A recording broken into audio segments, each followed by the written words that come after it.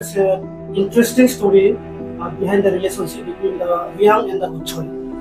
Riangsa and Uchoi are two brothers. There is a saying in Kaubro, like Dikin Harau Hamobai, like Saptumobai. What the marriage system, what the importance of wine, within the Riang society. There is nothing that they request from the market. So everything, whatever they want, it is there with them. So what to do with all this wine? Selling of cotton and product of the jute. So they design it and they wear it as an ornament. So this is what I found out, the popularity about wearing the ornaments among the Riang. Hello everyone, I am Uma. Welcome back to my channel. Today I am extremely pleased to have a guest and we are going to discuss about the history of the brau tribes of Tripura. So it's an honor today for the channel to have Dr. Lincoln Riang, who is an Associate Professor, Department of History in Tripura University. He has authored various books, History of the Riang Brau being one of them. Apart from this, he's also involved in making music videos, and he has written many other folk tales and books. So we are very, very privileged and happy to be having him as a guest for today's podcast. Sir, can you also introduce a little bit of your background? Where are you from? Little bit about yourself. Basically, I'm from Tuishama, that is from Doja Kanchanpur, North Tripura. I did my early schooling from St. Paul School, Agartala. Thereafter, I went to Union Christian College, that is in Barapani, Meghalaya. I did my undergraduate and I completed my postgraduate from Nehu. Thereafter, I did my B.Ed here from Agartala, of course. And then I joined Tripura University as a lecturer. So, when you were writing this book, History of the Riang Brau, what are the challenges that you had to face in order to get those informations? Initially, to get the information, because it is a research work. So first of all, I try to collect it, from all those aged persons, from all those elders, village elders. So because I'm from North Tripura, first I had collected from North Tripura. I went, door to door, basically, to those, elders, those who knew something about the history, about the background of the Riang. And then I went to the different district of Tripura. So I tried to know, many things, right from religion, and right from history, religion, culture. So I try to explore as much as possible by connecting, with all the elders who knew something, or who, according to me, knew many things about the history of the Riang. Okay. So my next question is, what are the few things that you came to know after you have written the book? Now, when I first explored in terms of research on the Riang, there are many things which is unknown to me. Like there is a question, which crop up within me. Like, who are the Riang? Or why do we call ourselves Riang? Why do we call ourselves as a brau? Then why the 12th clan? Or what we call the Panji? Then what is the purpose of Rai? What is the purpose of Kaskau? Then what is the marriage system? What is the importance of wine? Within the Riang society. So all these questions crop up. And initially it became very interesting, but it is a wide field. So I have to go, point to point to find out, the answer of all these questions. So in that way, I found out, and then I, of course, kept as much as possible, according to my understanding, according to my answer, in the book. So 80% information I put in the book. So it's like, if you want to know more about this, you'll have to buy this book and you have to go through it. And I think so it's a very interesting way of knowing about a culture. And indeed, everyone, even those who are not from the Riang tribe or the Brau tribe, you can get hold of this book and delve more about the information that is given in the book. So my next question is that in documentation, we can see that we write Riang nowadays. We also call ourselves brau. So what is the difference between writing Riang and the brau? What is the difference between that? Yeah, regarding the difference between the Riang and the brau. Actually, the Riang themselves call brau. or the group of the community itself. So the question comes like, who are the Riang? So according to all the research that I have gone through, there was a community chief among the group that is from the 17th century. And the community chief, the last community chief, his name is Riang. And there are many British explorers who identified those tribes at present Riang or the Bru, because those explorers, they don't know that person, they belong to the Bru community. Yeah. So they know him by the community chief name, whose name is Riang. So that Riang came. Of course, in other notice also you can see like in this right here, there are many chiefs. So likewise, among the Bru also we got one chief. It is the last chief is the Riang chief. Okay. So with his name, that Riang it came into being. Okay. And it is during this time, most of the Bru community, of course, they reside in different hillock or in different area. So to identify them, to bring into unity, like some of the group who have come from, who have come to acknowledge him as a chief, they brought like a phone, which in Kauru we call it as molsoi, or some brought a straw. So to identify that person or that villagers, it's known as like Meska. So in this way, the 12 clan it came into being. Okay. 12 clan. Because all of them has come from different area and they acknowledge the Riang chieftain. So that was the birth of the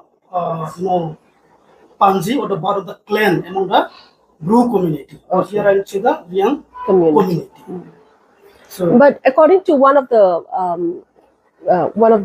theory, or you can say story that I've heard, I thought that Riang was also a part of a clan group, like Meska, Molsoi. Riang was also one of the clan. That is what I heard. So I don't know how far that is true or not. And according to some, even Uchoi is a part of a Riang community. So what do you have to say about that?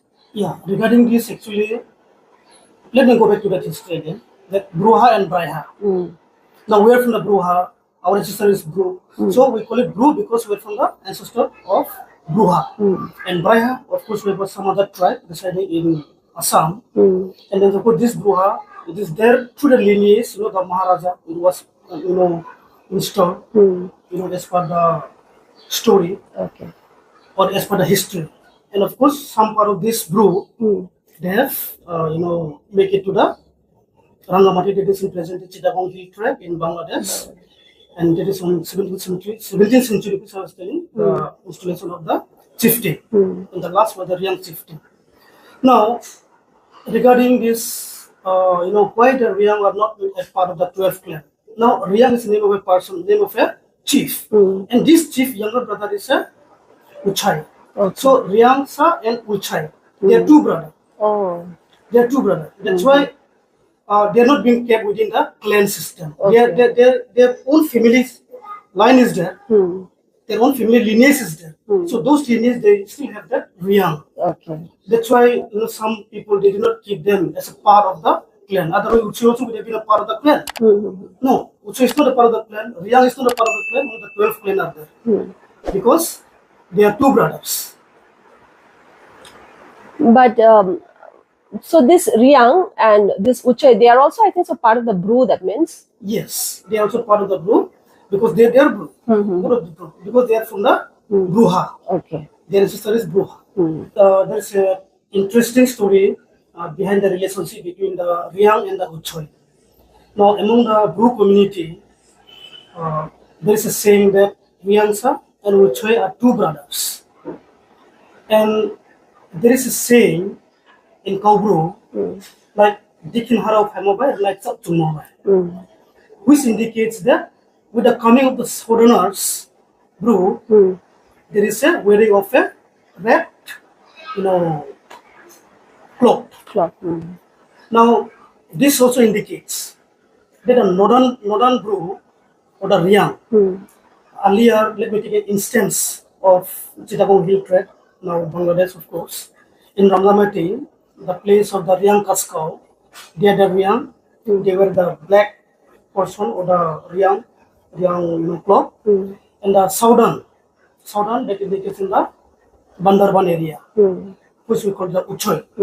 They are the brew, of course now they write the Tripura in Bangladesh.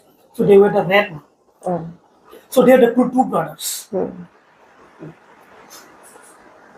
Now also we can say, I think so there's a difference in the style of Ranai that we have in the southern part of Tripura and in the northern part. In the southern part we will see more of that stripes. People would often wear that striped, which we call it as nakcha. And in the northern part we see, of course, the portion of the Rignai have got a white border here, which we call it as Riang or Naikshong. Yes. So maybe that is also because of that history that has been coming into being. It is the relationship between the Southern Uchoy brew and the Riang brew. Next, can we also talk a little bit about the celebration of Hojagri in the Riang community? It has become very popular, and I think so. If we Google Riang, we will see the picture of the balance dance, which is the Hojagri dance. So, a little bit of history about that dance, the celebration of Hojagri. Yes. Now Hojagri, the brew called themselves, they called Hojagri, the brew called them as Hodaigri also, the other name. Now it has become a state festival since 1993. It has been taken up by certain NGO, depending the organization of this festival. Now going back to the history of this Hojagri, or I should say Hodaigri, now it is very interesting because it is a harvest festival. During the month of October, or say basically sometime goes up to November, and it indicates with the full moon during those months. So we all know, the brew community, like any other tribal community, they are dependent on June cultivation or the shifting method of cultivation. So from early February or early March till October, they are totally engaged with June cultivation. So at the last, by October or by first week of November, they get the harvest. So the first stage of the harvest of the June cultivation, the village elder or the village chaudhry, it is in their area that they enjoy the feast. So in other words, Hodaigri or Hojagri, it means feast or the night of the feast. The villagers enjoy it. So in the evening, because it's a full moon night, so the ladies or the maiden, they used to enjoy it, by dancing, playing on the pot, taking different style based on the cultivation which they have started from the early stage of the June cultivation. So they saw all those, process in the dance. And then during this time, of course, you will be able to see, the wearing of the necklaces, ornament basically, the huge ornament.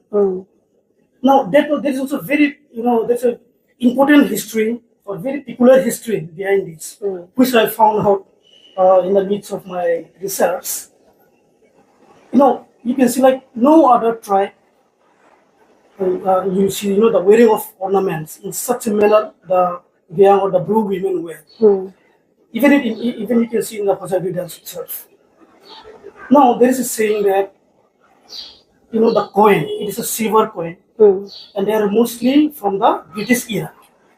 Now Tripura is a princely state, and Tripura has never come under the British rule. Now there is to be a merchant or trader who comes from British India. Okay. So, princely Tripura, we used to have a boundary with British India, but most of our neighbors are Muslim. So those Muslims used to come to Tripura, Tripura to trade, and then while trading, they trade with the British coin. Okay. So the British coin was more or less useless in princely Tripura because princely Tripura have got their own coin, their own silver coin, which is being minted by the Maharaja of Tripura. So what to do with all the silver coin? Not only that, the brew from the yearly harvest from the June, they have got everything. There is nothing that they require from the market. So everything, whatever they want, it is there with them. So what to do with all this coin? Selling of cotton and product of the June. So they design it and they wear it, as an ornament. So this is what I found out, the peculiarity about wearing of the ornaments among the Korean. Also, I've heard that the more ornaments you wear, it signifies your wealth. Is that true? And also the beauty. There is a significance, among the young women. Okay, earlier, I used to see during my grandmother's time, they also have got these beads that were mainly, I think, the seeds of some plants, or So those beads nowadays we don't see them anymore. But they used to wear lots of beads around the neck, almost covering the entire portion of the neck. Then comes those silver coins. Yeah, earlier it was the beads. Now, till now, I just told you regarding the Uchoi. Now the Uchoi women, they still wear the beads. They hardly wear the ornament. Yeah. So even till date, you can see those Uchoi brau from Bangladesh or from southern Mizoram, or even in some parts of Tripura. You can see that they're still wearing the beads. Yeah. And some aged young ladies still wear beads along with the ornaments. So that was the importance.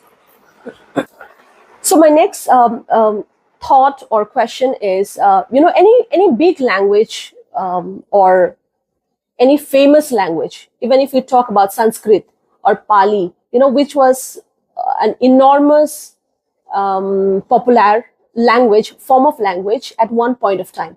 But because there were no proper documentations, no people speaking that language anymore, that language is dead now. So we all know that if a language has to survive, we need to have documentation. We need to have proper books written on it and people speaking that language. So how can we encourage the people today to contribute to Kaubru literature? Now, language is very important. It's a very important part of culture. It is a very important part of survival of any community. Now, language be recognized or unrecognized. Importance is there with the language. Now, once language loss means loss of your heritage, loss of your identity itself. Yeah. Now, while writing the book, I found out, even the lack of written document on the Riyan, on the brau, that became a challenge. Now, as far as the brau language is concerned, here the brau called their language as Kaubru. Now, as far as Kaubru is concerned, there's a great challenges not only among the aged but also among the present youth. And it will be a great example, to all those students, to all those, people who are working to uplift their own language. Because developing language is a very, difficult task. Now, see, here, I'll take an example. Here in Tripura, we have got a neighbors, a majority neighbors. So while communicating with them, basically we tend to lose even our own, golden terms or words. Right now, for instance, it is for the larger interest that we're speaking in English.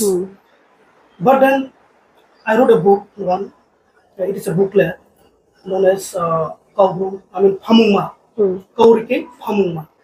There is a collection of Kaubru, proverbs, Kaubru, different terms, because these things are there more or less, it might be a souvenir or some booklet, but then it tend to get lost until unless we bring it in a major publication, and until unless we make it popularity, among the youths, because slowly and slowly, we can lose our language, because we're always being influenced, by some other, majority language. So we need to project, we need to take a stance, to preserve whatever be the language. There is no language which is very small. There is no language which is very big. So whatever language, we have to give importance. The priority lies, with the elders. The priority also lies, with the youths. No, that means we have to give importance basically to whatever language that we have. So whatever that you felt, that regarding your importance of your language, I think better you write it. Be it poem, be it sentence, be it word, you write it, you preserve it. Because after a few years or after a couple of decades, it can get lost. It can get lost. Once lost means like your identity is lost basically. True. So we need to preserve that. That is the most important. That is the greatest challenges, which I feel all the youth should have to take up. instead of being proud of learning this English language or say some other national language, but we should take the importance, we should take the pride to improve and also to upgrade our local language. We have got a department in the state government, Directorate of Borok and other minority languages. Now this department have recognized certain languages like Borok, then Chakma, then Mo, the Garo, the Lusai, so on and so forth. So initiative is also being taken for the promotion or for the development of the cow brew. Because here there are the section of the brew community, they still feel there is a difference between cow brew and cock borok. Because in the brew majority area, they doesn't understand the cock borok language. So that was the argument. So initiative is still going on to bifurcate the cow brew and cock borok, and of course there is for the larger interest of the community looking at the different tribe of Tripura. So even the Darlama tribe, to develop their language, because to be separate from Lusai, because Darlong and Lusai are totally different. Totally different. So, I mean, I think the state government is also taking up this initiative, and I think in future, I think all the languages also will be given priority and to be developed as per the NEP 2020, where the mother language is very important to develop different tribe. It's very true. And I believe that, nowadays there are so many schools, private schools also in, in various areas. So I think so we can also introduce a booklet or, just the common like names of days, numbers, at least in our language, in Kaubru. Then I think so the younger children who are coming up now will have a knowledge of those. But in order to do that, the challenge is that we don't have written document. We don't have books. If I want to introduce a book today in the school, there are no books which is written for, the school. So that is also, I think, so something that we need to have a conversation on. Those who are able to, those who are in that position to bring a change in the education field, we can also have a dialogue over how can we, introduce languages like Kokborok has already been introduced in many of the schools, and since last year, Don Bosco School Agartala have also started introducing Kokborok language. So, so apart from Kokborok, there are so many other languages, and we need to be giving it a priority to how to preserve that language. And I think so one of the way in which we can do it is by writing. We can write short stories, we can write poetries, we can write so many, whoever is good in, taking up such challenges, they can start writing, and I think so it will be a very, very helpful way of preserving our language. So are there any important points that you want to highlight from this particular book? I would say, all the chapters in the book is very, very important, not only for the Bru, not only for the Riang, but even for the other community who wanted to know basically about the Riang. Because the Riang are also one of the, particularly vulnerable group, or what we call the PVTZ. Yeah. So it is a very important tribe, I should say, from India. So from the book, I will just want to suggest, the important things which came up to me, because we have been hearing, we have been listening, we have been reading about the Riang uprising, about the Riang revolt. So there are different versions regarding this. But while going for the research, I found out, because I got lots of material even from the National Archives from New Delhi, I found out that the Riang are not revolting against the Maharaja. In fact, it was not a revolt at all. It was a type of uprising, and this uprising is, of course, against the evil which crop up within the Riang society. It's more or less, a group of Riang, like it is their grievances against certain, you can call it the Policies? The policies of the village Chaudhry, village hetman, or the Rai. Of course, the Rai was there, but there was a certain conflict in terms of the power sharing. Okay. So it is basically the, Riang, of course, it was under the leadership of Ratnamani, but there are lots of other leaders, of course. I mean, it wasn't against the Maharaja, but it was against the, structure within the society of the realm itself. Okay. So there was an important point which I found out, and it was there in the book, basically, in detail. Okay. So that will be a very interesting find to know the perspective of the story that many have been reading about the uprising of Ratnamani, and to know about a different perspective of the story will be a very interesting way. So my next question is, according to you, how ignorant do you think today's youth are regarding the cultures and traditions?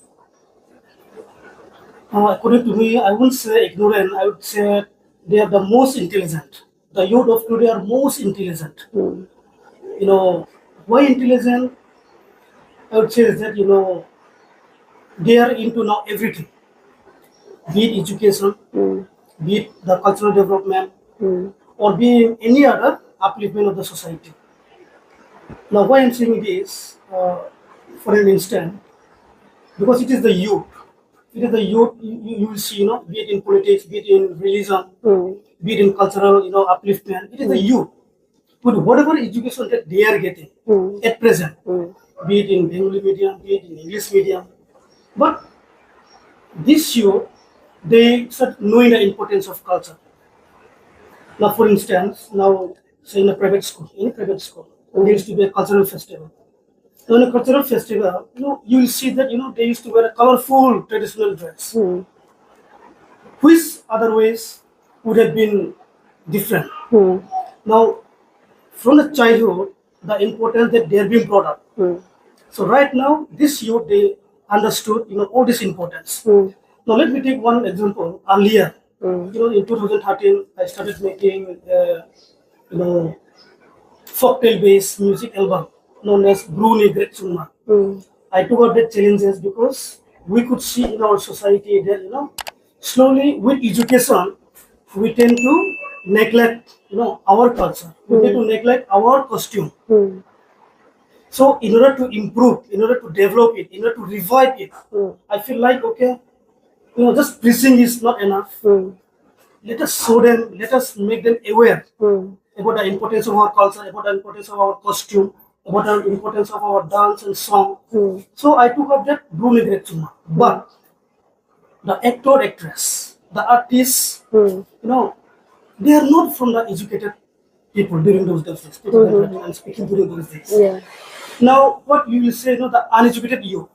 I mean, just the conversation, uneducated youth. So it is they who are into that album.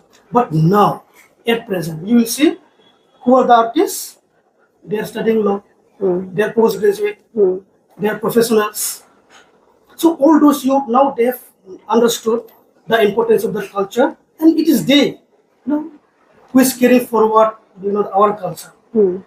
Unlike earlier days, we almost tend to forget, who we are. See, for instance, like even the naming. We used to give the name of, famous Bollywood stars. Yeah. We hardly give our name. Even my name, has been given, some famous, president of America. But we understood the mistake of undermining our culture. I give my son name, local name. I give my daughter local name. So this type of, understanding, this type of knowledge, it is there now with the present day youth. That's why I would say they're really brilliant, and they should take up, all this forward with them. And then, of course, any other community can develop. Because community development, first of all, development of our language, development of our culture, development of our heritage, and of course, development of our history. So my next question is, in the course of researching for your books, what have you found out about the religion of the Brau community? Now, regarding the religion, the Brau, I should say, they are the animism, or they are the nature worshipper. And of course, in due course of time, there is to be amalgamation with the larger, religion of India, it's Hinduism, and we tend to connect it with Hindu god and goddesses with the worship of the Brau community, a different ritual. But then, till date, there are still certain practices which the Brau community, the priests, what we call the Ochai, they still prefer, and that, the ritual is still going on. For instance, like Maluma and Kuruma. That indicates, present day like Loki Puja, because it's a worship of grain, it's a worship of cotton. Basically, it's a worship, for the sustaining of the community, through the harvest of June cultivation. So till date, many Opsai, many village priests, they still practice, those ancient religion, which present day we tend to connect it with Hinduism. Although it is not a part of Hinduism, because all the process, all the ritual process are totally different, from what we call it the conventional Hindu practices. So that is still there. Now within this course, they crept up the Christianity in the 1920s, of course. But then basically the development happened during the time of 1942, and afterward, because during the young uprising, which I just mentioned, there is a great role regarding the development of Christianity among the Brau community. Now, the Maharaja had got certain practices within the religion, and the Brau community, of course, practicing the traditional ritual. So there is a case like Vaishnavism, believer of Vaishnavism, believers of different Hindu religion. So the Maharaja, a constructive, you can call it the religion with a perfect ritual that he practiced, and then the coming of the Christianity in Tripura, and then the problem that happened with Ratnamani and his followers. Of course, with the Maharaja, there is a connection with the Maharaja. That time I was telling you, with the society, but there is a connection with the Maharaja because Maharaja have to interfere in the 1942. Of course, in 1942, everything ended. But then the follower of Ratnamani, they have to shift to the northern parts of Tripura. And in northern parts of Tripura, there are certain communities like Lusai who have already embraced Christianity. So coming into contact with many of the group, I think that's in Jampo Hill area, present day, they embraced Christianity. So that Christianity became a conventional religion. But until then, I would say that the Brau, community who are not Christian, I won't say that they are Hindu, but they still practice what I would say that traditional, ritual till date also. So that was very important. And during this time, the importance of the, what do you call it, the local drinks, what do you call it, Arab, that plays a very important from birth till then. And in this ritual, without Arab, because these days when we call it Arab, we call it as alcohol, and we have got a negative thinking about them. But among the Brau community, this Arab, the speciality of Arab is always there. I put in, of course, one book even on Arab, and that is all to do with, with all the ingredients from the forest or the jungle area, and make it a twine, rice cake, and with distilling. So the process is there. Very complex process, and it has to do with the health of the community, and it is there with the ritual. So everything is interconnected. Yeah. Everything is interconnected. So in this way, I feel it's very important. The religion. That I think I feel like it should just prevail. It's just prevail like any other ancient religion that we find in northeast eastern part of India. So indeed, it's a very interesting conversation, and if we have to continue with the conversation, it will take a long more video. It will take video 1, 2, 3, 4. So we will not be continuing with the conversations anymore. So finally, I just wanted to ask you if you have any message that you would like to tell to the youth of today. Yeah, my message to the youth would be like, because presently we all know the situation in the country. Basically, we have to focus on the studies, because without studies, we cannot, venture into any employment or into any businesses. Because we cannot expect everybody who are educated to be, a part of the open service. But then also, like, we have to be skilled.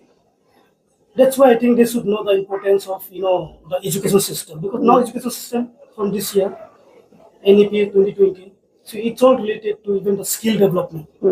So I feel like, we have to listen to the elders. We have to learn, to respect our culture, to respect our heritage, basically. And also, to study. whatever means that, or whatever situation that you are in, okay, be it in any medium. And I think the last important message should be, of course, discipline.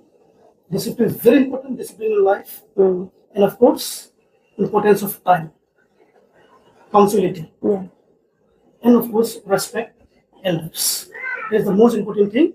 And I think with that, I think you can become success in whatever area that you are venturing. Thank you. Thank you very much for this wonderful conversations. I hope you all enjoyed watching this podcast. Thank you.